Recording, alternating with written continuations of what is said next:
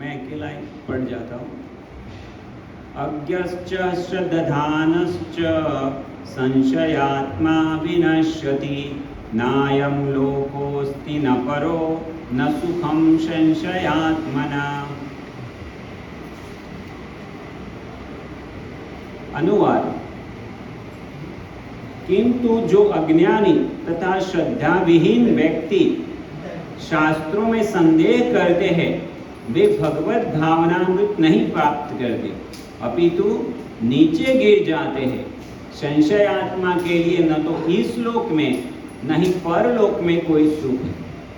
तो अनुवाद महत्वपूर्ण था। अगर आपको हिंदी नहीं आती तो यहाँ मैंने नेपाली भगवद गीता रखी थी। जिनको हिंदी ना आती हो तो पढ़ सकते हैं, नहीं तो पूरा भी नेपाली में पढ़ेंगे तो भी चलेगा, क्योंकि मुझे तो पता है लेकिन आप सबको पता होना चाहिए। तो अगर आवश्यक हो तो कितने भक्त हिंदी बिल्कुल नहीं जानते?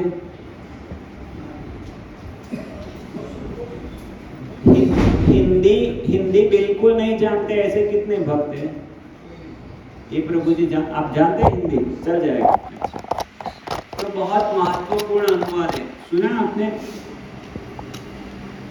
भगवान बता रहे हैं जो अज्ञानी तथा श्रद्धा विहीन व्यक्ति शास्त्रों में संदेह करते हैं, वे भगवत भावनामृत नहीं प्राप्त करते, अपितु नीचे गिर जाते हैं। संशय आत्मा के लिए न तो इस लोक में न ही परलोक में कोई सुख है। तो जो संशय आत्मा होता है उसको भगवत भावनामृत प्राप्त नहीं होता।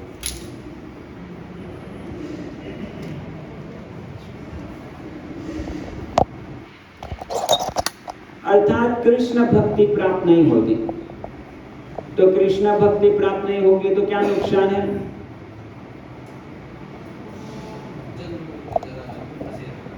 हाँ, मतलब एक तरह से हमारी जो समस्याएं हैं, दुख की जड़ है, उससे हम निकल पाएंगे नहीं।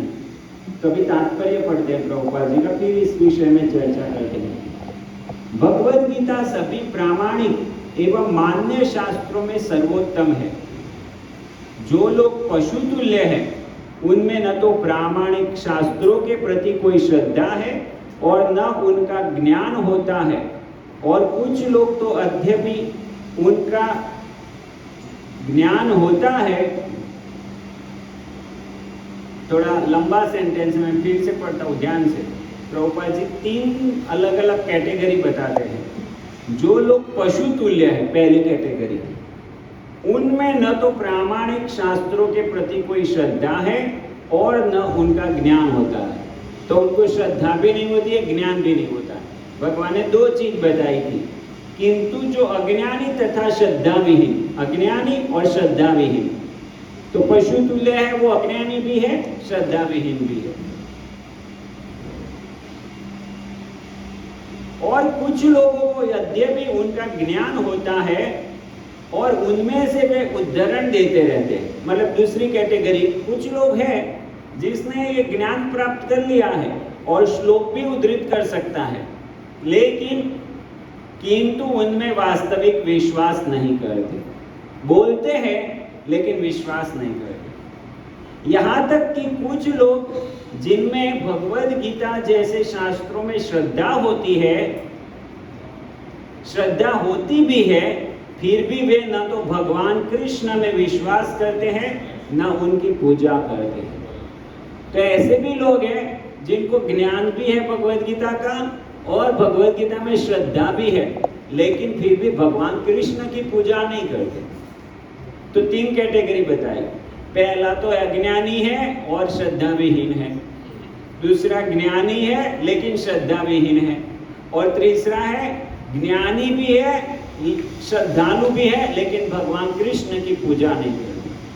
तो अभी आगे देखते हैं। ऐसे लोग, ये तीनों कैटेगरी जो 3 वर्ग बताए, तीनों वर्ग के लोग के लिए ऐसे लोगों को कृष्ण भावनामृत का कोई ज्ञान नहीं होता।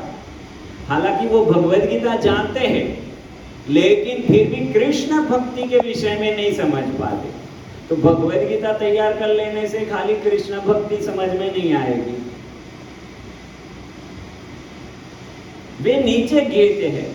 उपयुक्त सभी कोटि के व्यक्तियों में जो श्रद्धालु नहीं है और सदैव संशयग्रस्त रहते हैं, वे तनिक भी उन्नति नहीं कर पाते। उसमें जो पहली कैटेगरी थी, जिनको बिल्कुल श्रद्धा ही नहीं है, जो हमेशा डाउट संशय दिमाग में रहते, उनको बिल्कुल प्रगति नहीं होगी उनकी। तो जो लोग ईश्वर तथा उनके वचनों में श्रद्धा नहीं रखते हैं, उन्हें न तो इस संसार में और न भावी लोक में कुछ हाथ लगता है। उनके लिए किसी भी प्रकार का सुख नहीं है। अतः मनुष्य को चाहिए कि श्रद्धा भाव से शास्त्रों के सिद्धांतों का पालन करे और ज्ञान प्राप्त करे। इसी ज्ञान से मनुष्य आध्यात्मिक अनुभूति के दिव्य पद तक पहुंच सकता है। दूसरे शब्दों में, आध्यात्मिक उत्थान में संशयग्रस्त मनुष्यों को कोई स्थान नहीं मिलता। अतः मनुष्य को चाहिए कि परंपरा से चले आ रहे महान आचार्यों के पद चिन्हों का अनुसरण करे और सफलता प्राप्त करे। ओम अज्ञानतिमिरान्धस्य ज्ञानाञ्जनशलाकया चक्षुरुन्मीलितमेन तस्मै श्रीगुरवे नमः। श्रीचैतन्यमनोभीष्टं स्थापितमेन भूतले स्वयं रूप कदा मह्यं ददाति स्वपदान्तिकं। वन्देऽहं श्रीगुरो श्रीयुतपदकमलं श्रीगुरुन् वैष्णवांश्च श्रीरूपं साग्रजातं सहगण रघुनाथान्वितं तं सजीवं साद्वैतं सावधूतं परिजनसहितं कृष्ण चैतन्यदेवं श्रीराधा कृष्ण पादान् सहगण ललिता श्रीविशाखान्वितांश्च। जय श्री कृष्ण चैतन्य प्रभु नित्यानंद श्री अद्वैत गदाधर शिवासादि गौर भक्तवृंद। हरे कृष्णा कृष्णा कृष्णा हरे हरे, हरे राम राम राम हरे हरे। तो आज हम श्रद्धा के विषय में चर्चा करने जा रहे हैं। दो शब्द है, श्रद्धा और उसका विरोधी है संशय, डाउट करना। तो भगवान समझा रहे हैं, इसके पहले वाला श्लोक भी देखेंगे लास्ट में हम। इसके पहले वाले श्लोक में भगवान बताते हैं जो श्रद्धावान होता है वो प्रगति करता है और इस जीवन में और अगले जीवन में सुखी होता है। और इस श्लोक में बताते हैं कि जो संशयग्रस्त आत्मा है वो अधोगति होती है उसकी, और इस जीवन में भी दुखी होता है, अगले जीवन में भी दुखी। तो ये श्रद्धा बहुत ही महत्वपूर्ण वस्तु है। भक्ति के 8 सोपान है, 8 स्टेप है भक्ति के। उसमें सबसे पहला स्टेप कौन सा है? श्रद्धा। श्रद्धा के साथ आगे बढ़ते हैं।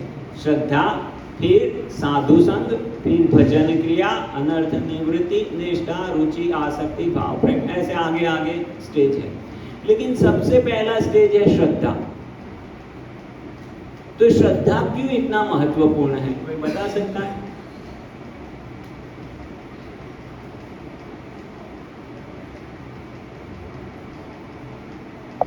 भगवान भगवद गीता में, अगर आप भगवद गीता पढ़ेंगे ना, बारंबार बताते हैं श्रद्धा के साथ सुनो, श्रद्धा के साथ ये करो, श्रद्धा के साथ।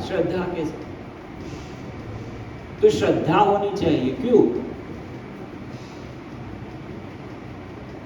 क्योंकि श्रद्धा के बिना जो कार्य किया जाता है उसका फल नहीं आता। वो भी श्लोक भगवान बताते हैं। भगवद गीता में एक श्लोक है कि जो श्रद्धा के साथ कार्य नहीं किया जाता वो उसका फल नहीं देता। और भी शास्त्रों में श्लोक हैं, उसमें बताते हैं दैवे मंत्रे तीर्थे द्विजे, ऐसे 7 चीजें बताई। वो 7 चीजों में आपकी जितनी श्रद्धा है उतना फल प्राप्त होता है। तो श्रद्धा के बिना कोई व्यक्ति प्रगति नहीं कर सकता। तो भी दूसरा प्रश्न हो सकता है कि क्या खाली हम इसमें ही श्रद्धा रखना है? भगवद गीता में ही श्रद्धा रखने की बात है।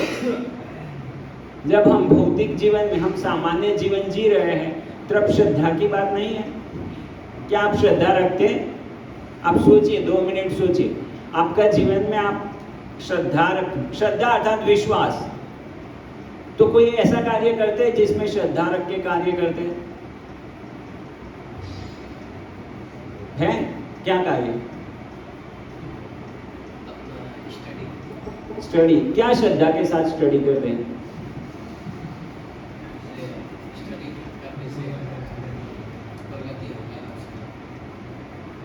स्टडी करने से प्रगति होगा। कहाँ प्रगति होगी?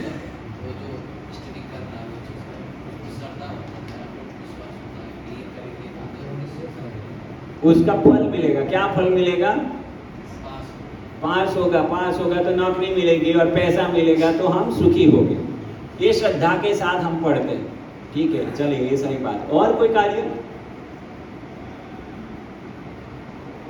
अरे आपको कोई कार्य नहीं आता? वास्तव में मैं कहूं ना तो ऐसा कोई कार्य नहीं है जो हम श्रद्धा के बिना करते हैं। हम यहाँ बैठे हैं ये श्रद्धा के साथ बैठे कि ये फ्लोर अभी टिका रहेगा। अगर ऐसा बोल दिया जाए कि ये फ्लोर नहीं टिकने वाला, हम इधर बैठेंगे? हम गाड़ी चला के आते हैं, वो विश्वास से चला के आते हैं कि ये कंपनी ने बना के दिया है और उसमें पेट्रोल होता है ना, पेट्रोल ब्लास्ट हो सकता है, अंदर स्पार्क होता है। आपको पता हो तो स्कूटर में स्पार्क होता है, पेट्रोल अंदर जाता है, स्पार्क होता है और उसके कारण इंजन चलता है। तो ऐसा हो सकता है कि वो ब्लास्ट हो सकता है, लेकिन ऐसा नहीं होता क्योंकि हम कंपनी ने हमको दिया है, बना के दिया है और उसने बोला है ब्लास्ट नहीं होगा। इसलिए हम विश्वास के साथ। डॉक्टर दवाई देता है, वो दवाई पॉइजन हो सकती है। हमारा दूध वाला दूध लेके आए, वो पॉइजन हो सकता है। टपाल और पोस्टमैन हमारा कुछ पोस्ट लेके आया, वो गलत हो सकती है। हम एक भी कार्य ऐसा नहीं करते कि जिसमें हम श्रद्धा से ना चल रहे हो। पग पग पर हम हर कदम पर श्रद्धा से ही चल रहे हैं। अभी प्रश्न ये होता है कि श्रद्धा के बिना हम नहीं जी रहे, लेकिन हमारी श्रद्धा का आधार क्या होना चाहिए? क्योंकि जब भक्ति की बात आती है तो लोग क्या कहते हैं, ये भगवद गीता क्या है? अंधश्रद्धा है। शास्त्र जो भी है वो सब अंधश्रद्धा है, और जो साइंस है वो वास्तविक है। इसलिए साइंस में बिलीव करना चाहिए। साइंस हमको दिखाता है जबकि ये दिखाता नहीं है। इसलिए हम लोग बड़े गर्व से साइंस को हम मानते हैं कि वो ब्लाइंड फेथ नहीं है, क्योंकि हम देखते हैं। वास्तव में आप में से बताइए मुझे, कितने लोग देखने गए थे कि बंदर से मनुष्य आए कि नहीं आए? कोई गया था देखने के लिए? वो डार्विन ने बता दिया, हमने मान लिया। ऐसे आप एक एक स्टेप ले गए ना, हम कुछ नहीं देखने जाते, वो बोल देते, हम मान लेते। न्यूटन ने बता दिया जो जी गुरुत्वाकर्षण बल है 9.8 समथिंग बताया ना, तो हम क्या मेजर करने गए थे उसको? उसने बता लिया, हमने मान लिया, और उसको लेके हम आगे सॉल्यूशन लाते हैं दूसरे। तो हम ऐसा नहीं है कि साइंस में हम सब देखते हैं बाद में विश्वास करते हैं। उधर भी हम श्रद्धा से ही चलते और इधर भी हम श्रद्धा से ही चलते। लेकिन अभी प्रश्न है कि कहाँ श्रद्धा रखी जाए। श्रद्धा तो आपको रखनी ही पड़ेगी, विश्वास तो आपको रखना ही पड़ेगा, लेकिन विश्वास कहाँ रखा जाए वो बड़ी बात। तो भगवान वो समझा रहे हैं, अब यहाँ पर भगवान ये समझा रहे हैं कि श्रद्धा रखनी चाहिए। इसके आगे के श्लोक आप देखेंगे भगवद गीता के, तो भगवान कहते हैं कि हे अर्जुन, तुम्हारे हृदय में जो संशय खड़े हुए हैं उसको ज्ञान की तलवार से काट डालो और युद्ध करो। तो संशय खड़े होते हैं हमारे हृदय। अभी हम ज़्यादा इसकी डिटेल में नहीं जाएंगे, इसकी ज़्यादा डिटेल में जाना है तो जा सकते हैं। साइंस और अध्यात्म, उसमें कैसे हम दोनों बाजू श्रद्धा रखते हैं और कैसे अध्यात्म में श्रद्धा रखना ज़्यादा विश्वसनीय है। उस टॉपिक पे ऊपर फिर कभी अवसर मिला तो हम चर्चा करेंगे। लेकिन अभी मैं इस टॉपिक पे आ जाता हूँ कि हम श्रद्धा रख के तो दोनों में चलते हैं। तो हम भक्ति में श्रद्धा रख के चले, वो ज्यादा अच्छा है। कोई बता सकता है क्यों? हम शास्त्रों में विश्वास रख के आगे बढ़े, वो क्यों ज्यादा अच्छा है? हाँ,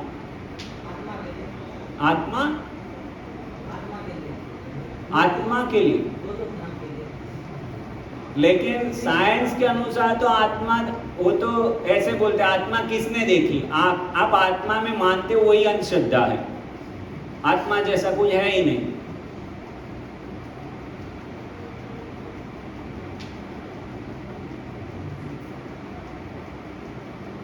मतलब देखिए, दोनों बाजू श्रद्धा तो रखनी है।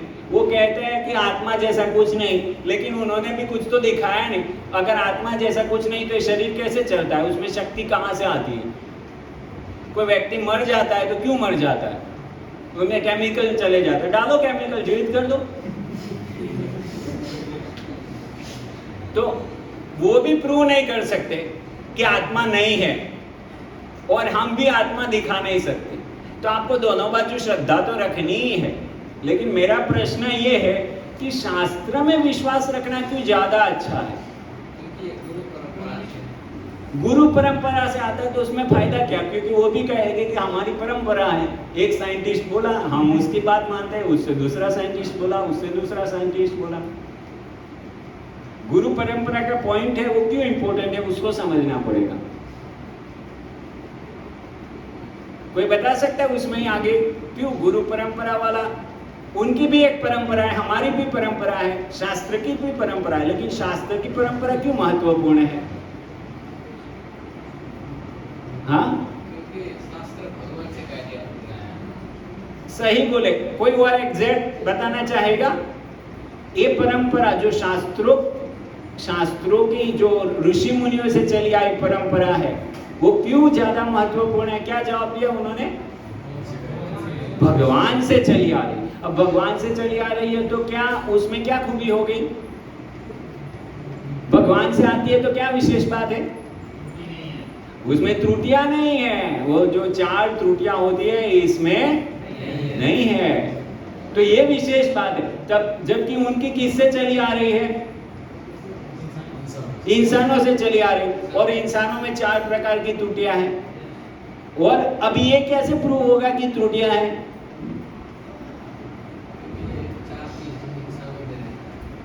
वो तो है ही, चलो आप मान लिया। आप सब साइंस के स्टूडेंट, अगर 11वीं 12वीं तो सब पढ़े हो। 11वीं में एक नील बोर करके एक साइंटिस्ट थे, उनकी थियरी आती थी, 2 थियरी आती थी। एक पहली थियरी आती थी, वो गलत प्रूव हो गई, और फिर दूसरी थियरी आती थी, फोटोन एनर्जी के विषय में थी। तो दोनों आपको समझने में परेशानी हो रही है आपको? तो नहीं ना, उनको हिंदी समझने में परेशानी हो रही है तो नेपाली ट्रांसलेशन। अच्छा, नहीं वो इधर हो रहे हैं, पता नहीं चल रहा।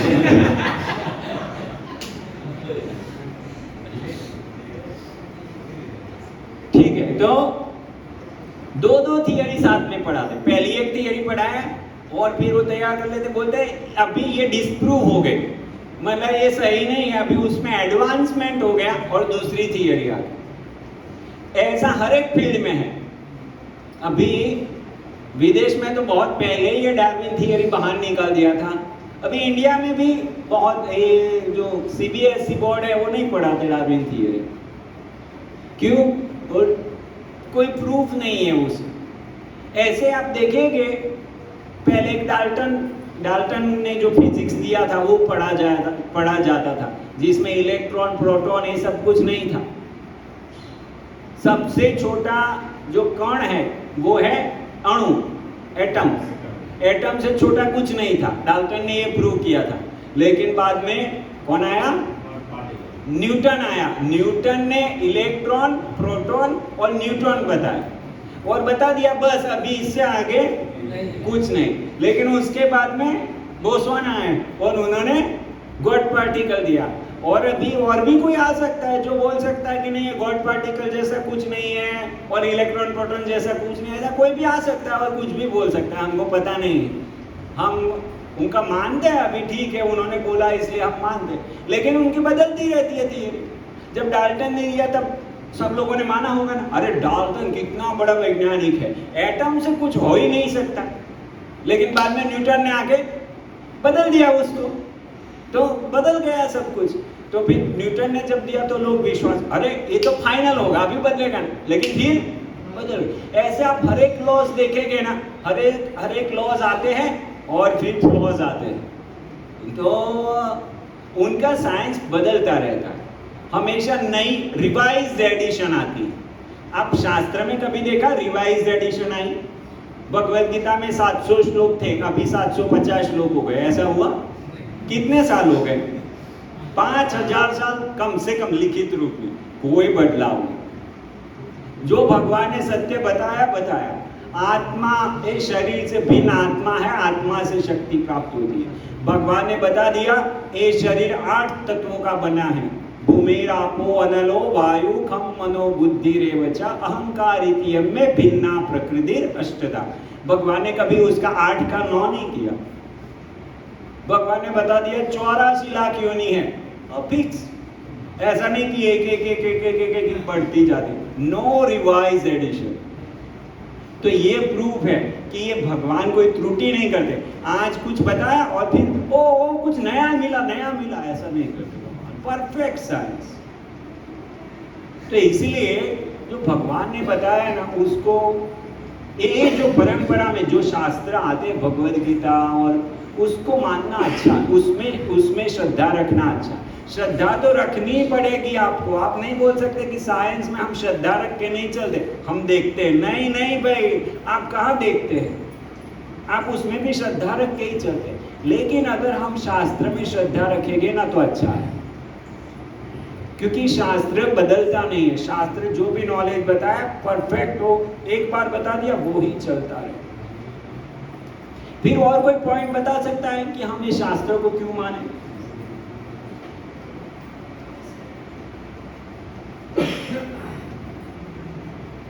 ये जो वैज्ञानिक है ना, आप देखिए उनका रिसर्च, पहले एक रिसर्च करते हैं, फिर दूसरा रिसर्च, तीसरा रिसर्च, उनकी रिसर्च की एंड कहाँ होती है?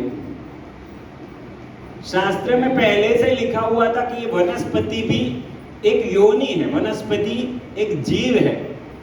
शास्त्र में कोई रिसर्च नहीं हुआ, शास्त्र में तो बता दिया ये भी 84 लाख योनि में से एक योनि है, और इसलिए वनस्पति भी एक सजीव है, एक लिविंग एंटिटी है। जबकि साइंस उसको नहीं मानता था। किसने प्रूव किया वनस्पति सजीव है? जगदीश चंद्र बोस एक एक्सपेरिमेंट किया गुजराती में, चाप वृद्धि माप कैसे करके, और फिर उन्होंने प्रूव किया कि वनस्पति भी सजीव है। तब तक नहीं मानते थे। शास्त्र में लिखा है कि गोमूत्र परफेक्ट मतलब परफेक्ट एंटीसेप्टिक, क्या वो तो परम पवित्र है, कोई भी अपवित्र वो जगह में डालने से वो पवित्र हो जाती है। जबकि आधुनिक साइंस में वो नहीं माना जाता था। फिर कोई साइंटिस्ट ने रिसर्च किया और उसने बताया अरे वाह ये तो बहुत बढ़िया एंटीसेप्टिक दवाई है, और फिर उन्होंने प्रयोग किया और उसको मानने लगे। तो अब देखिए उनकी रिसर्च का एंड कहाँ होता है? शास्त्रों में जाके। वो लोग तो ये आधुनिक सब मशीन लाए और बाद में सब देखा, तब उनको जाके पता हुआ कि ये सब कैसे चल रहा है। लेकिन शास्त्रों में पहले से लिखा हुआ है कि माता के गर्भ में बच्चे का विकास कैसे होता है, कितने दिन में वो कितना बड़ा होता है, और इवन इससे भी एडवांस साइंस बताया हुआ है कि माता और पिता की क्या चेतना होती है तो कैसा बच्चा होगा, नर होगा मादा होगा, वो भी बताया हुआ। तो इस शास्त्रों में इतना एडवांस साइंस है, शास्त्रों में पहले से बता दिया है कि कैसे पृथ्वी चलती, मतलब सृष्टि कैसे चलती है पूरी, हमारा शरीर कैसे चलता है, सब कुछ शास्त्रों में वर्णन है। लेकिन आधुनिक साइंस उसको धीरे धीरे रिसर्च करता जाता है, या तो उसको कॉपी करते जाते हैं। जैसे क्लोनिंग बनाया, तो क्लोनिंग क्या है? ऐसा लगे क्लोनिंग बनाया मतलब कुछ नया बनाया, कुछ नया नहीं बनाया, आपने जस्ट कॉपी किया, ऑलरेडी जो था उसका कॉपी किया। तो हम उसको ज्यादा वैल्यू देते हैं, जो ओरिजिनल है उसको वैल्यू।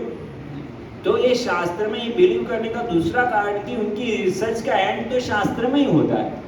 वो रिसर्च करते हैं बड़ी बड़ी बड़ी बड़ी, लास्ट में जाके उनको पता चलता है, कई बार तो बीच में पता चल जाता है बड़ी गलती कर दिया। रेफ्रिजरेशन निकाला उन्होंने, बहुत बढ़िया काम किया ना, रेफ्रिजरेशन निकाल के हमारी गर्मी को दूर कर दिया, हमको अच्छी ठंडी मिलती है ना हम रेफ्रिजरेशन से। लेकिन पता है आपको रेफ्रिजरेशन के कारण क्या होता है? हाँ, ओजोन लेयर नष्ट हो रहा है और उसके कारण ऐसी किरणें पृथ्वी के वातावरण में प्रवेश कर रही है जिसके कारण ग्लोबल वार्मिंग, पूरा टेम्परेचर बढ़ रहा है। हम भगवान के नियमों के विरुद्ध जाना चाहते हैं, भगवान और नियम डालेंगे, तो इसलिए वो सॉल्यूशन लाना चाहते हैं लेकिन शास्त्र से विरुद्ध होता है, उल्टे फंस जाते हैं। जबकि शास्त्र में सॉल्यूशन बताया है, आपको गर्मी का भी सॉल्यूशन करना है तो करो। क्या सॉल्यूशन है? क्या सॉल्यूशन है गर्मी का शास्त्र के अनुसार? हाँ, कोई बोला, सही बोला शायद, माटी के घर में नहीं, लेकिन उसमें भी समस्या का समाधान तो नहीं होगा। समस्या कहाँ है? हमको गर्मी क्यों लगती है? हाँ, हम तो सच्चिदानंद आत्मा है लेकिन हम इस शरीर में फंस गए, इसलिए समस्या है। ये शरीर से निकल जाएगा तो सब समस्याओं का समाधान। भगवान के धाम में चले जाओ, उधर कोई समस्या नहीं। या तो आत्मा के प्लेटफॉर्म पर आ जाओ आप। अगर आप शरीर देहात्म बुद्धि से निकल गए तो ये भौतिक जगत में रहते हुए भी आपको ये समस्या नहीं लगे। आप सच्चिदानंद आत्मा के स्तर पे आ जाओ तो एक परफेक्ट सॉल्यूशन। ऐसे बहुत सारे सॉल्यूशन हैं जो आधुनिक साइंस को हम दे सकते हैं, और उसके लिए एक पुस्तक भी, हरे कृष्ण चैलेंज, आप पढ़ सकते हैं। एक बाजू ट्रैक्टर इन्वेंशन करते हैं और दूसरी बाजू बोलते हैं अनएम्प्लॉयमेंट। कंप्यूटर लाए और बोलते हैं अनएम्प्लॉयमेंट। अभी रोबोटिक्स बहुत आगे बढ़ गया, रोबोट आ गए, मनुष्य का काम सब रोबोट करने लगे। अरे भाई, मनुष्य में आप बोल रहे थे कि अनएम्प्लॉयमेंट की समस्या, रोबोट क्यों लगा रहे हैं? मनुष्य को लगा दीजिए, एक ट्रैक्टर 100 लेबर का काम कर देती है। तो वही समस्या खड़ी करते हैं और फिर बोलते समस्या है। समस्या, भगवान की रचना को आप पालन नहीं करते, भगवान की सृष्टि का पालन नहीं करते, इसलिए समस्या है, अन्यथा कोई समस्या नहीं। तो इसलिए हमको इसमें श्रद्धा रखनी चाहिए। शास्त्र में श्रद्धा रखना अच्छी बात है। और भी एक है, जैसे वो फायर बैक्टीरिया, शास्त्र में लिखा है कि आत्मा कैसी है? नित्य सर्वगत, सभी जगह में आत्मा विद्यमान है। लेकिन साइंस नहीं मानते थे कि फायर में कोई बैक्टीरिया हो सकते हैं। लेकिन अभी रिसेंट कोई इन्वेंशन हुआ जिसके अंदर फायर में भी बैक्टीरिया हो सकते हैं, ऐसी इन्वेंशन हुई। तो हम देखते हैं कि बस सब रिसर्च इसमें आके अंत होता है उसमें। ओके, चलिए, इसके अलावा ये तो हो गया शास्त्र में विश्वास करना, ठीक है। अभी कोई कह सकता है कि ठीक है, आपके शास्त्र सही हो सकते हैं लेकिन काल क्रम में उसको नष्ट हो गया, मतलब दूसरे लोगों ने उसको भ्रष्ट कर दिया हो, ऐसा हो सकता है। अर्थात हमारे ऋषि मुनि साधुगण उसने अपने मन से लिख दिया हो या जो भी हो ऐसे, तो वो साधु पे हम क्यों विश्वास करें, ऋषि पे हम क्यों विश्वास करें, हम साइंस पे क्यों ना विश्वास करें, शास्त्रों में हम क्यों माने, हमने सब देख लिया, ठीक है। अभी साधु पे क्यों विश्वास करें?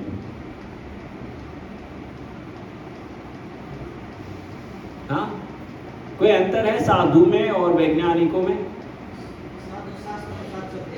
साधु, ये तो बहुत बढ़िया प्रमाण है, साधु शास्त्र के अनुसार चलते हैं। लेकिन अभी हम क्या चर्चा कर रहे हैं? एज ए साधु, मतलब एक साधु व्यक्ति और एक साइंटिस्ट व्यक्ति, उसमें अंतर देखेंगे। उसमें क्या अंतर है? साधु कुछ बोल रहा है और साइंस कुछ, वैज्ञानिक कुछ बोलता है, किसकी बात हम माने? मैं आपको एक उदाहरण देता हूं, उससे शायद आपको क्लू मिल सकती है। यहां से मुझे जोगबाणी जाना है, ठीक है, मैं बाहर निकला यहाँ से, अभी मुझे पता नहीं है कि इधर जाऊं ना इधर जाऊं, और उधर दो व्यक्ति खड़े थे। एक व्यक्ति तो था वो पिया हुआ बढ़िया से, लत ऐसे ऐसे लत में था पूरा, और एक अच्छा जेंटलमैन था, अच्छे कपड़े पहन के उधर वेट कर रहा था किसकी। तो मैं जाके किसको पूछूंगा? जेंटलमैन जो सभ्य व्यक्ति है उसको पूछूंगा ना, पियक्कड़ को पूछूंगा? नहीं पूछूंगा। उसका कैरेक्टर देखता हूं ना मैं, भाई ये कैसा है, उसका कैरेक्टर कैसा है, तो जो सभ्य व्यक्ति है उसमें हम विश्वास करते हैं। तो ऐसे ही ये वैज्ञानिक और ऋषि मुनि, तो उनमें यही चीज हमको देखनी पड़ेगी।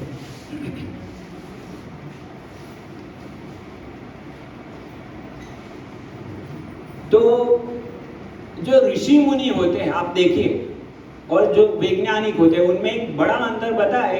तो ऋषि मुनि जो कहते हैं वो पालन करते हैं, इवन कहने से पहले वो पालन करते हैं, बाद में कहते हैं। मतलब मुझे कुछ उपदेश देना होगा दूसरे को, तो मैं पहले पालन करूंगा और फिर मैं बोलूंगा। जब तक मैं नहीं पालन करता मैं बोलता नहीं। जबकि वैज्ञानिकों का क्या है, जैसे कोई मेडिकल कॉलेज में है, यहाँ पर मेडिकल कॉलेज में ये पढ़ाया जाता है कि शराब पीना कितना खराब है और सिगरेट पीना कितना खराब है, उससे कैसे लंग्स कैंसर होते हैं, ये सब कुछ पढ़ाया जाता है। और जो पढ़ाने वाले प्रोफेसर होते हैं वो ही बाद में जाके क्या करते हैं, मतलब उनको सब पता है, बोलते भी है, लेकिन पालन नहीं करते। जबकि ऋषि मुनि वो पहले पालन करते बाद में बोलते। इसको कहते हैं आचरण से सिखाते, और जो आचरण से सिखाता है ना उसको कहते हैं आचार्य। ऐसा नहीं कि आचार्य का कोई किसी को डब्बा लगा दिया। आचार्य प्रिंसिपल शब्द, दो प्रिंसिपल है ना, एक प्रिंसिपल प्रिंसिपल। तो मैं जानबूझ के थोड़ा अलग प्रोनाउंसिएशन किया, क्योंकि एक है सिद्धांत और एक है आचार्य। जो सिद्धांत से चलता है वो आचार्य है। तो हमारे ऋषि मुनि है वो आचार्य है, आचरण करके दिखाते। जबकि आधुनिक वैज्ञानिक उनका कुछ आचरण नहीं है, जीरो आचरण, जो बोलते हैं उसके विपरीत आचरण करते हैं। तो इसलिए ऋषि मुनि में विश्वास करना चाहिए। और कुछ बता सकते हैं? जो कैरेक्टर वाला पॉइंट बोला, उनका कैरेक्टर में क्या क्या अंतर है? चार चीजें हम देखते हैं कैरेक्टर में, चलिए। तप, शौच, क्या क्या, सत्य, दया, तप, शौच। जो ऋषि मुनि होते हैं हमेशा सत्य बोलते हैं, कभी भी झूठ वाणी प्रयोग नहीं करते। हम बहुत सारे उदाहरण जानते हैं, लेकिन जैसे ऑलरेडी मैंने पहले बहुत सारे उदाहरण बता दिए कि आधुनिक विज्ञान में अभी यहाँ का उदाहरण देते हैं, विराटनगर के कुछ पुराने अवशेष प्राप्त हो रहे हैं, लेकिन उसको छुपा रहे हैं। ऐसे ही बहुत सारे ऐसे अवशेष मिले थे कि डार्विन थियरी कैसे गलत है वो प्रूव हो रहा था, लेकिन उसको पर्पसफुली छुपा दिया गया। और फिर हमारे एक भक्त ने एक बुक लिखी बड़ी, फॉरबिडन आर्कियोलॉजी। आप पढ़ सकते हैं कि कैसे पर्पसफुली साइंस ने वो फ्रॉड किया, उसको छुपाया। ऐसे तो दूसरे बहुत सारे, जैसे एक मैं बताता हूँ आधुनिक टेक्नोलॉजी के विषय में। अभी आप सब स्मार्टफोन उपयोग कर रहे हैं, अभी लेटेस्ट मॉडल कोई होगा, जो भी हो मुझे पता नहीं है, लेकिन आपको क्या लग रहा होगा ये लेटेस्ट मॉडल है। लेकिन आपकी जानकारी के लिए मैं आपको बताता हूँ कि वो जो लेटेस्ट मॉडल है उससे चौथा पांचवा मॉडल कौन सा आने वाला है, दूसरा नहीं, तीसरा नहीं, चौथा पांचवा मॉडल कौन सा आने वाला है, वो उन लोगों के पास रेडीमेड पड़ा है। अभी हमको एक टेक्नोलॉजी देनी है, लेकिन अभी नहीं देंगे वो। अभी देंगे तो उनका बिजनेस कैसे चलेगा? उनको पता है कि ये टेक्नोलॉजी को ऐसे ऐसे ऐसे ऐसे ऐसे ऐसे ले जाना, इसलिए वो धीरे धीरे एक फीचर ऐड करते जाते और हमको मूर्ख बनाते रहते। एवरी ईयर नया मॉडल, नया फीचर जिसकी जरूरत भी नहीं होती। कभी कभी आप कार खरीदते, कार में बहुत सारी नई नई फैसिलिटी आती है जिसकी जरूरत, एक्चुअली स्मार्टफोन की भी जरूरत नहीं थी, इवन फोन की भी जरूरत नहीं थी। फोन के बिना लोग जी रहे थे ना, फोन को इंट्रोड्यूस करके लोगों को दुखी किया, अभी उसके ऊपर स्मार्टफोन दिया और स्मार्टफोन के ऊपर अभी सब फ्री डेटा और अभी इतना सब कुछ हमको जरूरत था। अभी कोई भी व्यक्ति को आप देखेंगे ट्रेन में या कहीं पर भी पूरा दिन ऐसे ऐसे ही करता रहता है, और बड़ा व्यक्ति नहीं, छोटे बच्चे भी, माँ बाप क्या उनसे परेशान हो जाते बच्चों से, बच्चे रख नहीं पाते तो क्या करते हैं, स्मार्टफोन देते और फिर बच्चे ऐसे ऐसे ही करते रहते पूरा दिन ऐसे। क्या जरूरत था उसकी जीवन, ऐसे पागल बनाया है। लेकिन साधु ऋषि मुनि ऐसे लोग हमेशा सत्यवाणी का प्रयोग करते हैं। फिर दया, सत्य दया, तो देखिए दया कहाँ है, वो लोग मांस खाने वाले, उनको क्या दया बोल सकते हैं, उनको दूसरे जीवों के प्रति दया नहीं है, बिल्कुल नहीं। जबकि ऋषि मुनि वो मनुष्यों के प्रति नहीं, पशु के प्रति भी दयालु होते और इतने दयालु होते कोई भी प्रकार की हिंसा नहीं करते। वो जीवन टकाने के लिए भी जितना मिनिमम आवश्यक होगा उतना ही लेंगे, अधिक नहीं लेंगे उनके। जबकि आधुनिक जीवन में अपने इंद्रिय भोग के लिए जो भी करना पड़े करो, नीचे से ऑयल निकालना पड़े निकालो, या जो भी उसमें जो भी जीव हिंसा हो हमको कोई आपत्ति नहीं, हमारा इंद्रिय तृप्ति होना चाहिए। तो दया नहीं है। तप तप कहाँ है, तप अर्थात तप कैसे भंग होता है, नशा करने से तप भंग होता है। तो वो लोग तपस्या जैसा कुछ नहीं, जबकि ऋषि मुनि का जीवन देखेंगे तो पूरा तपस्यामय। और लास्ट रहा शौचम, पवित्रता। तो पवित्रता कहाँ है आधुनिक वैज्ञानिकों में, अभी पवित्रता मेनली तो मन की शुद्धि की बात है कि मन शुद्ध होना। मन में अशुद्धि कैसे प्रविष्ट होती है, व्यभिचार करने से। अभी देखिए उनका जीवन क्या है पूरा दिन, अभी मैं नहीं बोलूँगा ये सब कुछ आप लोग जानते हैं। और दूसरी शुद्धता है शारीरिक शुद्धता। ऋषि मुनि दिन में 3 बार स्नान करते, हमेशा पवित्र रहते। जबकि आधुनिक विज्ञान जैसे जैसे आगे बढ़ रहा है, अभी तो धीरे धीरे इंडिया में भी मैं कई घरों में जाता हूँ, देखता हूँ अंदर टॉयलेट में टिश्यू पेपर लगा हुआ है।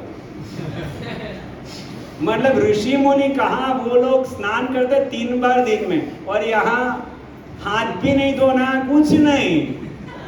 तो सोचिए क्या शौच है। तो ना सत्य है, तप है, शौच है, दया है। तो ऐसे व्यक्ति पे विश्वास करूंगा जो एक प्रकार का पियक्कड़ी है, या तो ऐसे ऋषि मुनि पे विश्वास कर। और फिर और भी एक मुद्दा है, तो ऋषियों पे विश्वास करने के 2 मुद्दे थे। क्या क्या मुद्दा, एक तो वो आचार्य है और उनका कैरेक्टर, उनका तप, शौच, दया, सत्य वो परफेक्ट है। और तीसरा मुद्दा क्या है, कोई कह सकते हैं साधु के जीवन में ऐसा क्या है जो हमको उनको साइंटिस्ट से अलग करता है।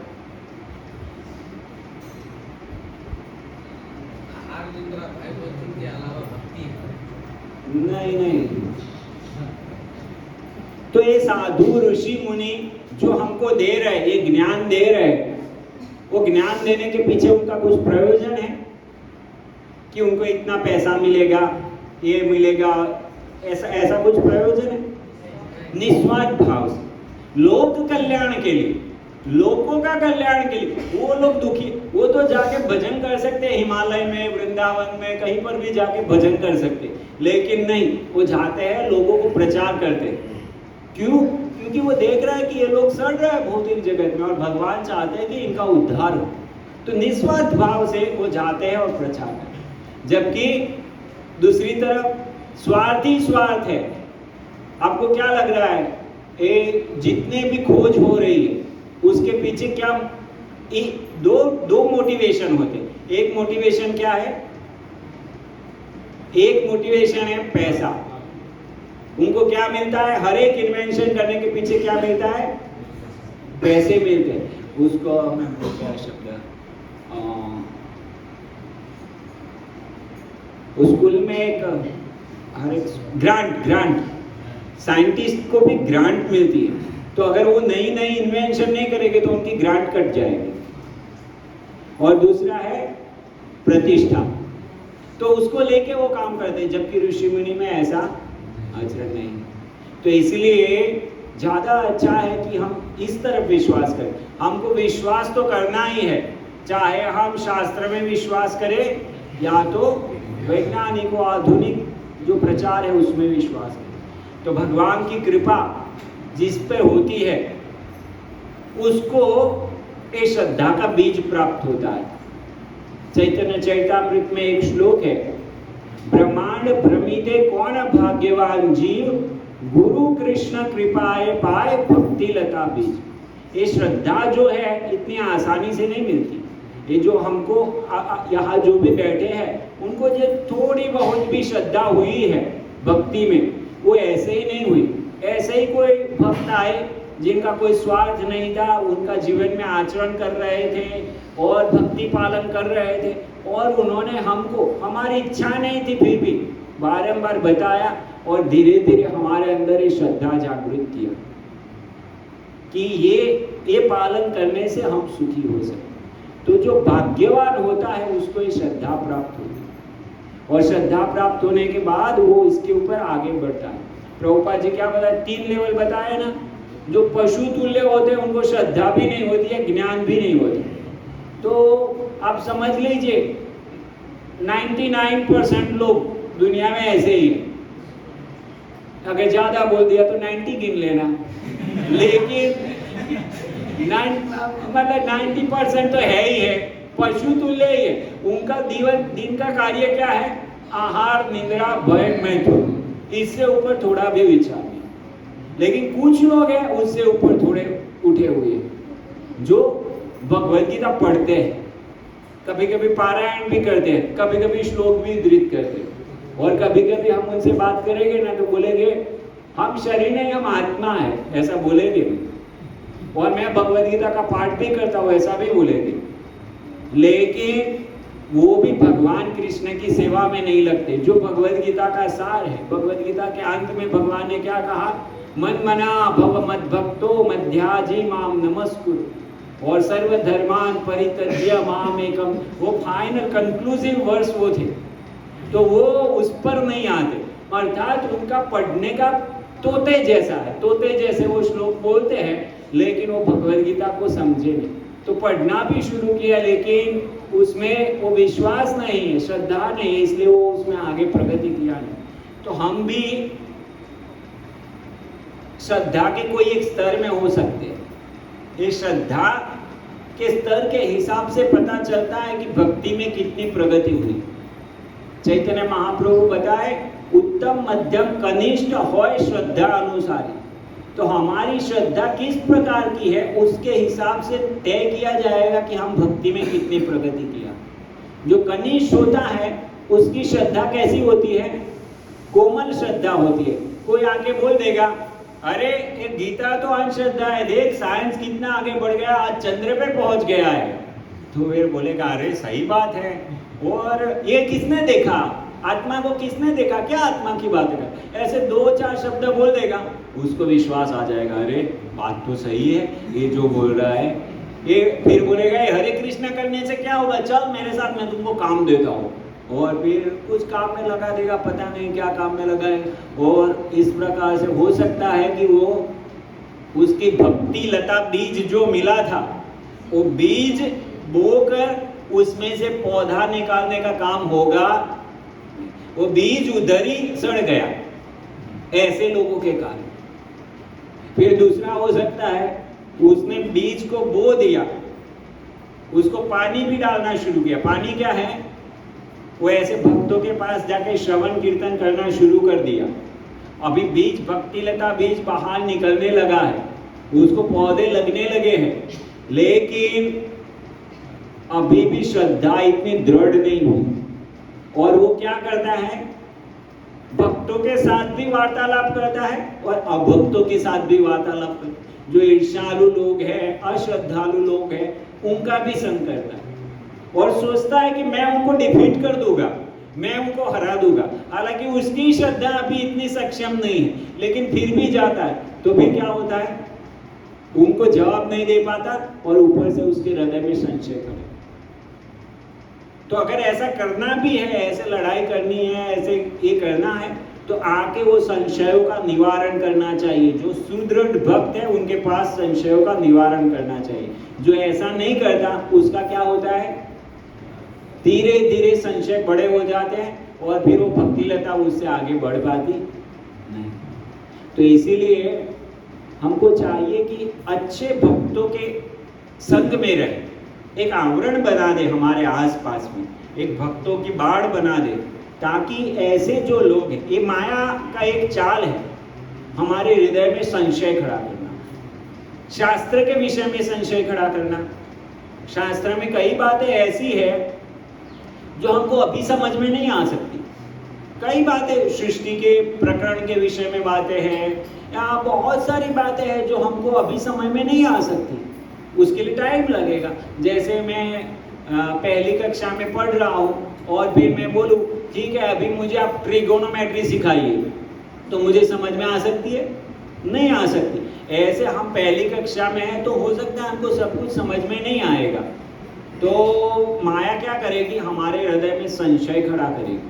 देखो ये तुमको समझ में नहीं आ रहा ना, इसमें क्या है, इधर ऐसा बोलते उधर ऐसा बोलते, मतलब ये तो सब बेकार है, शास्त्र में मानना नहीं चाहिए। देखा ना, इधर ऐसा बोलते उधर ऐसा बोलते, ऐसा करके हमारे हृदय में संशय खड़ा कर सकते। तो माया पहला काम कर सकते हैं, शास्त्र में संशय खड़ा करे। दूसरा काम हो सकता है जो ऋषि मुनि है, साधु है, उनमें संशय खड़ा कर सकते हैं।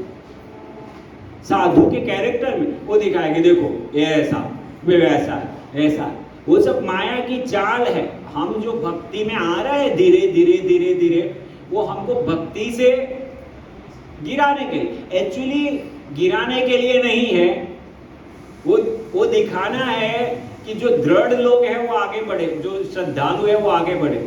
जैसे कोई कोच होता है, क्रिकेट का कोच हो, तो कोई बैट्समैन हो, बैट्समैन को उसके कोच कैसे बॉल डालेगा, पहले सिंपल बॉल डालेगा, फिर सिंपल में ट्रेन हो जाए तो फिर कैसे बॉल डालेगा, थोड़े टफ बॉल डालेगा, बाउंस डालेगा, गुगली डालेगा, ऑफ स्पिन, लेग स्पिन, ऐसे सब डाल के धीरे धीरे धीरे धीरे उसको ट्रेन करेगा ना।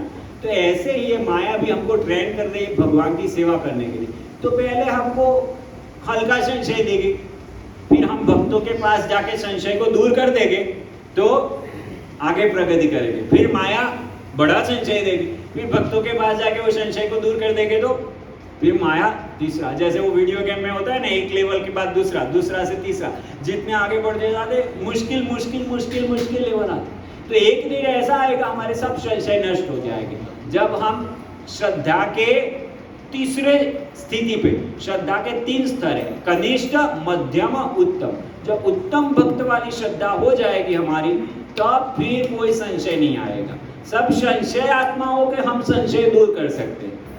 तो हमको उस लेवल में जाना है, लेकिन वो कब संभव है, हम ऐसे कोई ऋषि मुनि साधु या भक्त के संपर्क में रहे जिनको संशय ना हो, और उनके पास जाके कोई भी हमारे हृदय में मन में संशय खड़ा करता है, देखो ये ऐसा, वो वैसा है, ये शास्त्र तो ऐसा, वो वैसा, तो वो भक्त को जाके तुरंत बताए, अरे प्रभु जी ये तो ऐसा ऐसा कह रहे, ये तो ऐसा ऐसा कह रहे। तो भक्त की कृपा से क्या होगा, तुरंत वो संशय नष्ट हो जाए।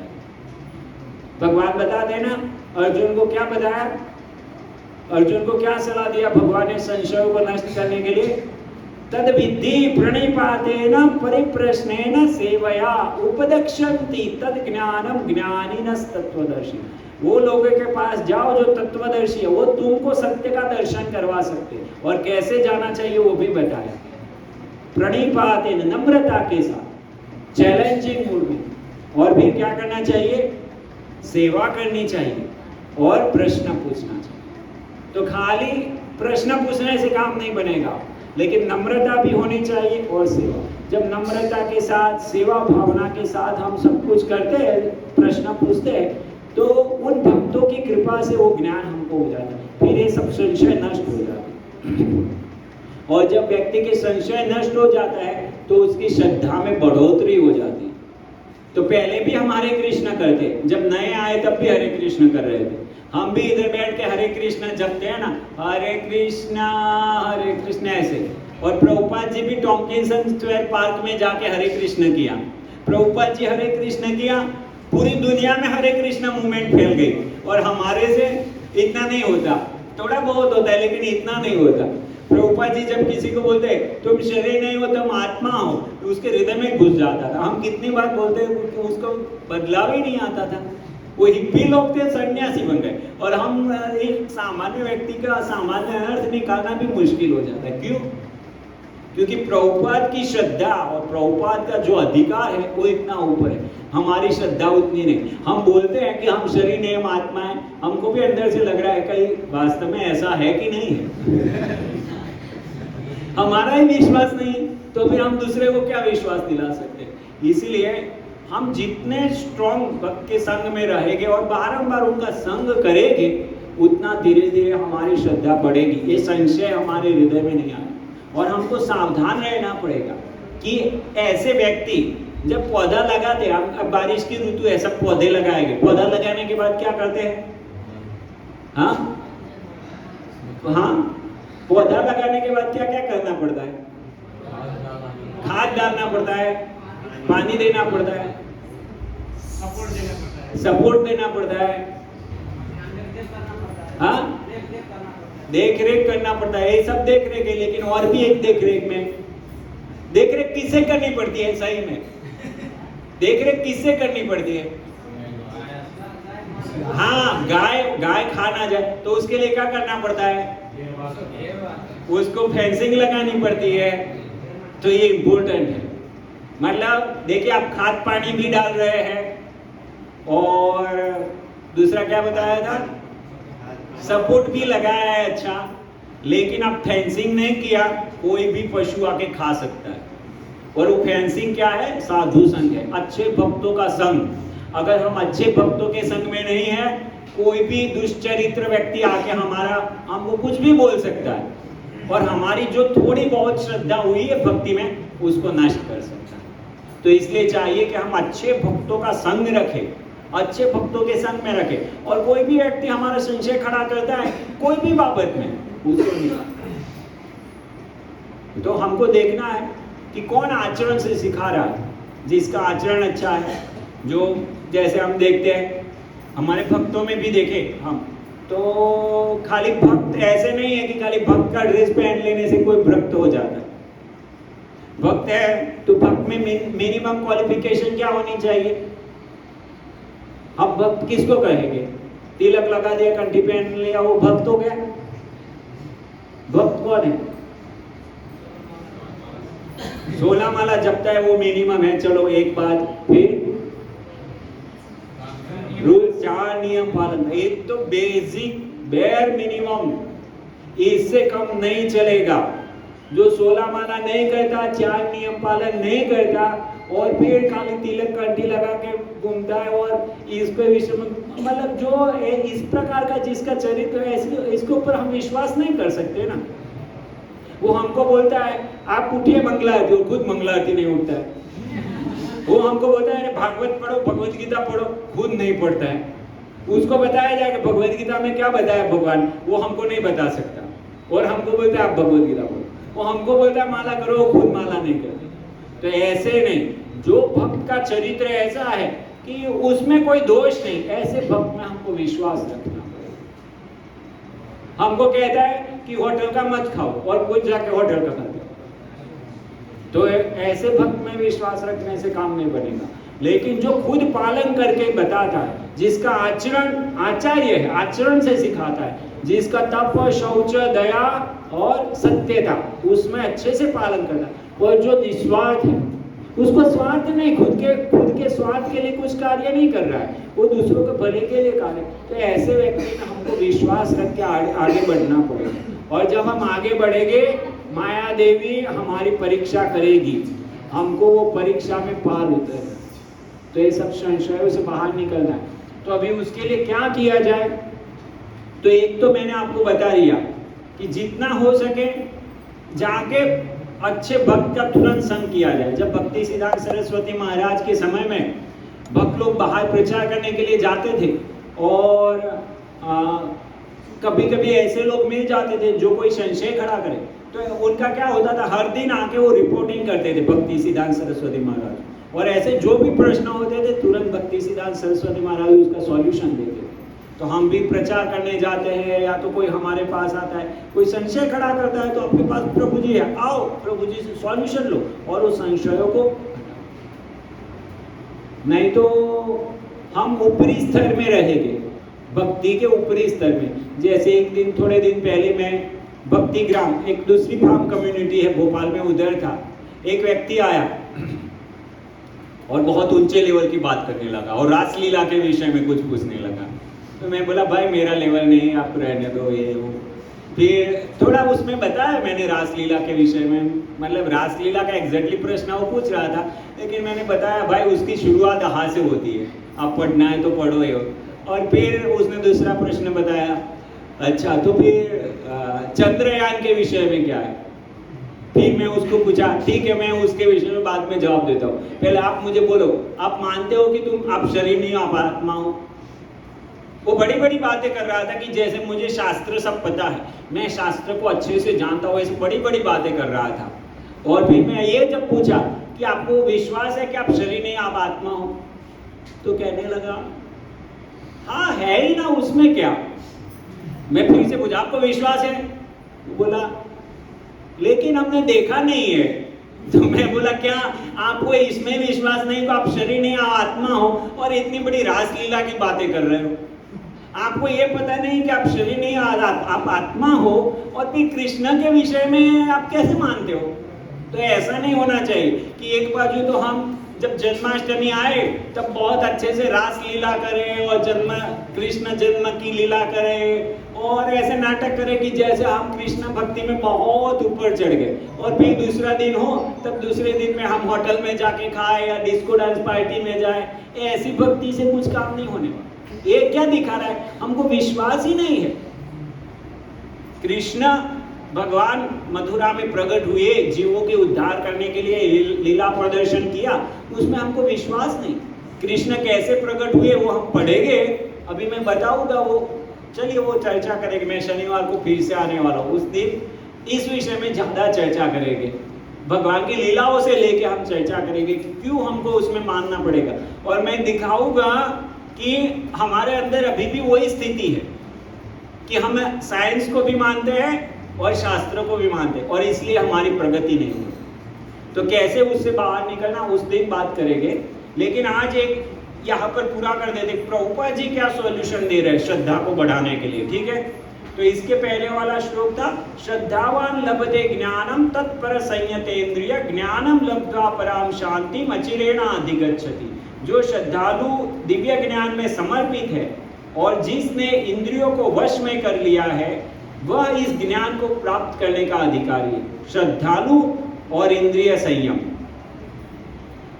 इसे प्राप्त करते ही वह तुरंत आध्यात्मिक शांति को प्राप्त होता है। तात्पर्य, श्री कृष्ण में दृढ़ विश्वास रखने वाला व्यक्ति ही इस तरह का कृष्ण भावना भावित ज्ञान प्राप्त कर सकता है।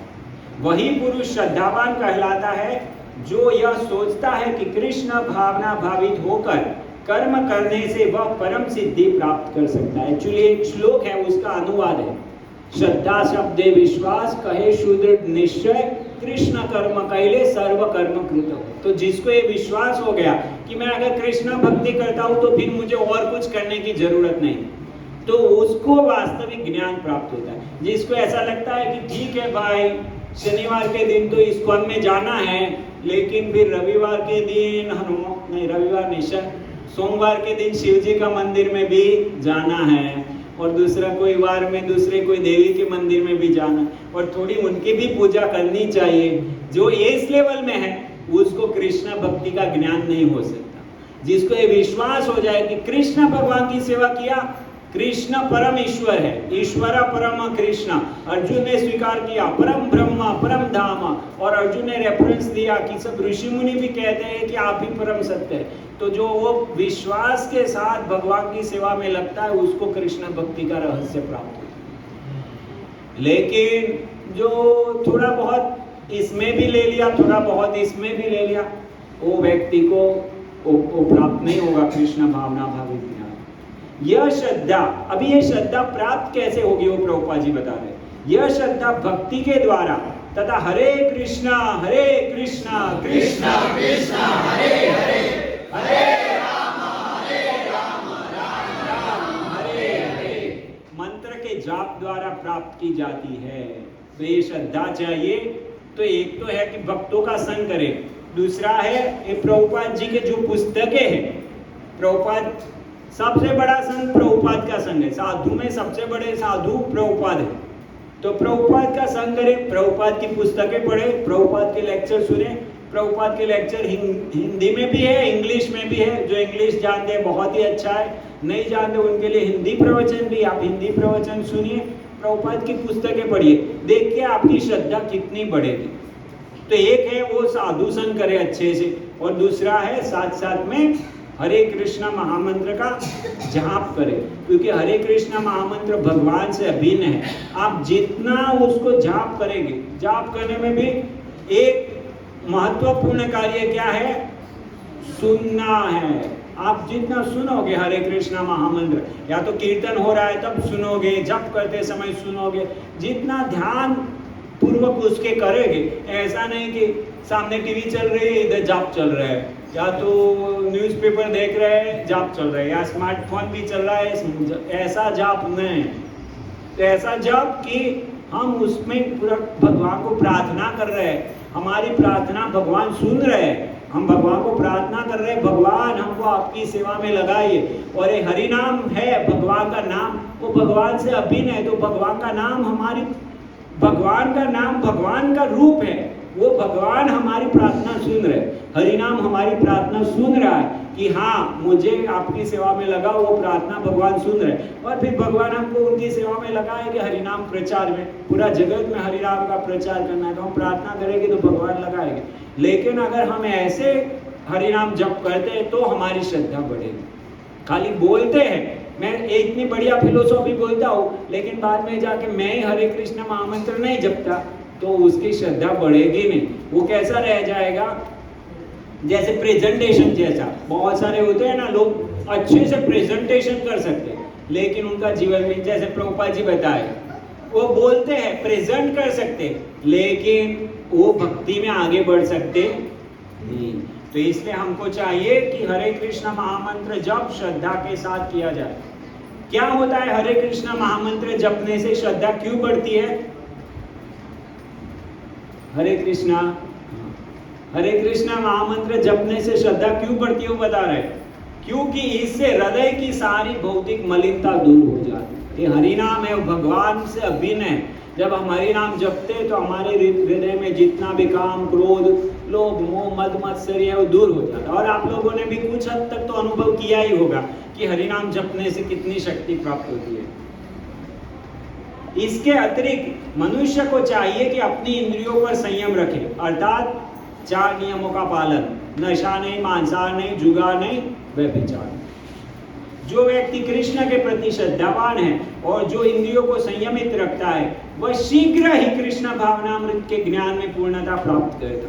तो अगर हम इस प्रकार से करेंगे तो हम तुरंत भक्ति में प्रगति कर सकते। लेकिन अगर हम ऐसा नहीं करते और अपने मन से चलते हैं तो उनके लिए भगवान 16वें अध्याय में बताया, यह शास्त्र विधि मुत्सृज्य वर्तते कामकारता न स सिद्धिम अवाप्नोति न सुखम न परागति। ठीक है, हरे कृष्ण। अभी किसी का कोई प्रश्न हो तो पूछ सकते हैं।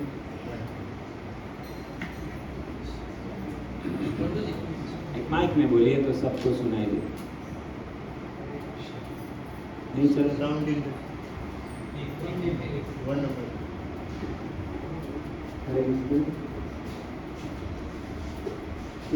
कनिष्ठ भक्त जो खत्म हो गया, तो कैसे भक्ति में कैसे आ सकता है?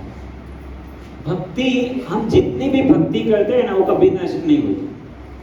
मतलब जब हम प्रचार करने जाते हैं ना, जैसे जन्माष्टमी में आप गए थे कलेक्शन करने के डोनेशन, अभी किसी के पास आप डोनेशन कलेक्शन करने के लिए गए होंगे और उसने ना भी बोला होगा, नहीं हमको नहीं देना, तो भी उसने भक्ति किया है। बोलो कैसे किया? आप उसके पास गए, हरे कृष्ण बोले थे ना, उसने सुना ना, वो नष्ट नहीं होगा उसका। हमको ये विश्वास होना चाहिए कि वो नष्ट नहीं होगा उसका, और आपको विश्वास ना हो तो भी उसका वो नष्ट नहीं होने वाला। इसलिए हमने थोड़ी भक्ति किया है तो जो भी प्रगति किया वो कभी नष्ट नहीं होती। वो भगवान अर्जुन को बताते 6ठे अध्याय में, जब अर्जुन भगवान को पूछते हैं कि भगवान कोई प्रगति इस मार्ग में आगे बढ़ना शुरू किया, लेकिन किसी कारणवश या तो उसकी मृत्यु आ गई या तो माया के प्रलोभनों से वो इधर उधर चला गया, तो फिर ऐसा नहीं होगा कि ये तो भक्ति में आ गया तो मतलब और सिद्धि प्राप्त नहीं होती, उधर भी घुमाया इधर भी घुमाया, ऐसा नहीं होगा। तो भगवान कहते हैं ना, जो इस कार्य में लगता है उसका कभी नाश नहीं होता, वो परमानेंट है। और फिर उसके लाभ बताते आगे 3 स्टेज में, अभी ज्यादा डिटेल में नहीं। तो उसका नाश नहीं होगा। कनिष्ठ भी है, उसकी परीक्षा हुई तो परीक्षा में फेल हो सकता है, लेकिन ये परीक्षा ऐसी है फेल होने पर भी वो तो रह ही जाएगा। जब कोई दूसरा भक्त मिलेगा उसको और फिर से भक्त के स्पर्श में संपर्क में आए तो उसने जितनी प्रगति करने में 6 महीने लगाए होंगे, 1 साल लगाया होगा, इधर 2 दिन में 1 सप्ताह में उतनी प्रगति कर लेगा।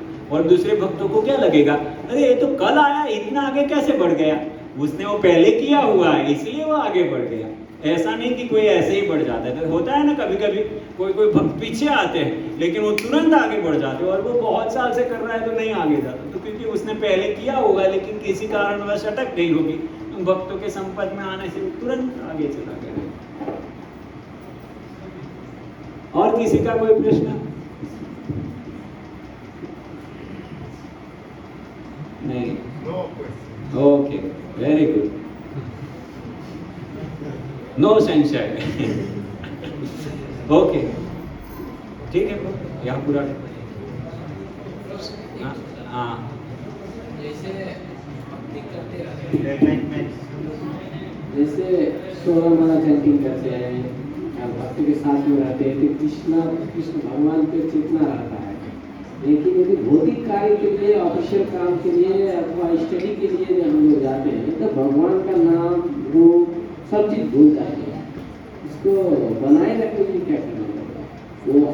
देखिए चैतन्य महाप्रभु जी का प्रश्न है कि अगर हम भक्तों के संग में होते तब ठीक है, लेकिन जब बाहर जाते हैं तो असत संग का प्रभाव पड़ता है। तो इसलिए चैतन्य महाप्रभु बोले असत संग त्याग यही वैष्णव आचार। तो पहले उसको छोड़ दो, वो सबसे अच्छा है। आपको कमाई करने के लिए भी कमाई करना पड़े, हम प्रभुपाद जी ने वही सॉल्यूशन दिए कि हम जो गृहस्थ है वो घर चलाना पड़ेगा। कैसे घर चलाए? तो प्रभुपाद जी बोले हमारी कम्युनिटी होनी चाहिए, तो फिर सत्संग नहीं करना पड़ेगा हमको। और फिर 24 आवर्स कम्युनिटी में क्या, आप जिसको भी देखेंगे उसका तिलक लगा हुआ है, उसकी कंठी है, वो हरि नाम जपता है, या तो भक्त है। जबकि कर्मी में वो मांस खाया हुआ होगा, दारू पिया हुआ होगा, कैसे कैसे भक्तों के संपर्क में रहे। आपको पता नहीं, शायद भक्ति रसामृत सिंधु में या उसमें वर्णन है कोई पुराण में, अगर किसी भक्त को हम दर्शन करते हैं जिसने तिलक धारण किया है, कंठी धारण किया, उसका दर्शन करने मात्र से हमारे सब पाप नष्ट हो जाते हैं। और दूसरी बाजू वर्णन जो गो मांस खा के आया है उसको देखने मात्र से हम पापी हो जाते हैं, उसको देखने से हम अशुद्ध हो जाते हैं। और जो ऐसा कहता है कि कृष्ण और उनका शरीर उसमें भेद है, 2 है, कृष्णा और उनका शरीर ऐसा भेद है, ऐसे व्यक्ति का दर्शन होता है तो ऐसी सलाह दिया कि हमको वही कपड़ों में जाके तुरंत नदी में डूबना, नदी में स्नान कर लेना चाहिए, वो कपड़ों के साथ सचेलम स्नानम आचरे, क्योंकि वो इतना पवित्र है, उसका मुख देखने से हम इतने अशुद्ध हो जाते हैं। तो अभी बाहर जाएंगे तो सब ऐसे है। इसलिए भक्तों की कम्युनिटी में रहना उसको सबसे बड़ा सॉल्यूशन है। लेकिन अगर आप वो नहीं कर पाते तो प्रयास कीजिए उसके लिए, और टेम्पररी जितना ज़्यादा संग ले पाए उतना प्रयास कीजिए, जितना हो ज़्यादा। आइए इधर अवेलेबल है सर, घर में ऐसा वातावरण बनाइए। और जितना हो सके, देखिए जो भक्तों की कम्युनिटी में रह रहा है वो थोड़ी माला इधर उधर किया, साधना इधर उधर किया, कोई समस्या होगी नहीं। एक बार प्रभुपाद जी को गीता नगरी फार्म पर पूछा भक्तों ने, प्रभुपाद जी कभी कभी हम गीता नहीं पढ़ पाए तो प्रभुपाद जी बोले कोई प्रॉब्लम नहीं, कभी कभी चलेगा, क्योंकि गीता पढ़ के जो करना है वो ऑलरेडी आप कर रहे हैं फार्म पर। लेकिन अगर आप फैक्ट्री में काम कर रहे हैं तो नहीं चलेगा, आपकी साधना जबरदस्त स्ट्रॉन्ग होनी चाहिए, क्योंकि आपको तो लड़ाई कर, वो तो भक्तों के संग में है, वो इधर उधर हुआ तो भक्तों के प्रभाव से वो चला जाएगा, लेकिन हम तो कर्मियों के पास जा रहे हैं, इसलिए हमारी साधना बड़ी तगड़ी होनी चाहिए। तो आपको 16 माला एकदम अच्छे से करना पड़ेगा, हर दिन भागवत पढ़ना पड़ेगा, भगवद गीता भागवत 1 घंटा 2 घंटा उसको पढ़ना पड़ेगा, लेक्चर सुनना पड़ेगा, जब जाते हैं आते हैं लेक्चर सुनना, आपको ऑलवेज वो सब कुछ बूस्ट अप करना पड़ेगा।